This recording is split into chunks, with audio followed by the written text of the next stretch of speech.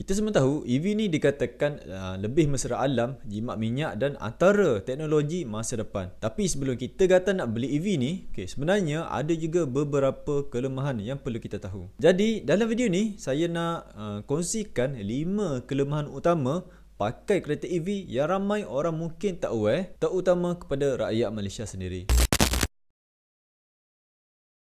Kelemahan pertama adalah tayar kereta EV ni dia cepat haus. Ni sebab kerana kereta EV ni biasanya lebih berat berbanding kereta biasa. Punca kenapa kereta EV ni lebih berat sebab bateri kereta EV ni yang lebih besar dan berat. Ditambah pula dengan torque yang tinggi, jadi tayar lebih mudah hilang lapisan getah tayar. Ada jugalah kajian yang kata tayar EV ni boleh haus sehingga 20 hingga 50% lebih cepat berbanding tayar kereta petrol biasa. So, kalau pakai kereta EV, korang mungkin kena tukar tayar dengan lebih keras. Dan seperti sedia maklum, harganya pun tak murah. Next, kelemahan kedua adalah kalau kereta EV ni rosak atau kemalangan, kita tak boleh main tunda macam kereta biasa. EV ni dia ada sistem bateri volta yang tinggi dan sensitif. Jadi, tak semua terak boleh tunda atau tarik kereta EV ni tanpa risiko kerosakan. Nak tak nak, korang kena cari terak tunda yang ada kepakaran dalam EV. Dan benda ni mungkin ambil masa. Bukan masa je korang akan habis, mungkin akan juga tambah kos dan paling malang kadang-kadang servis ni tak banyak lagi di kawasan luar bandar. Jadi bagi saya benda ni sangat-sangat menyusahkan. Kelemahan ketiga adalah dengan istilah range anxiety atau kebimbangan jarak perjalanan. Walaupun EV moden boleh jalan 300 hingga 500 km sekali charge, tapi bila bateri makin susut, kita akan mula risau dan mana nak cari charge. Infrastruktur pengecasan EV di Malaysia ni masih lagi belum cukup meluas. Memang ada pengecasan di bandar, mall atau R&R, tapi kalau korang banyak travel jauh atau duduk luar bandar, memang boleh rasa tak sedap hati sepanjang perjalanan. Seterusnya, kelemahan keempat adalah kos pembaikan kereta EV ni lebih mahal. Kereta EV memang perlukan servis kurang berbanding kereta biasa sebab kereta EV ni dia tiada enjin yang complicated. Tapi bila ada komponen yang rosak, terutama bateri, kosnya boleh melambung tinggi. Ada laporan juga yang kata kos pembaikan EV ni lebih tinggi sekitar 29%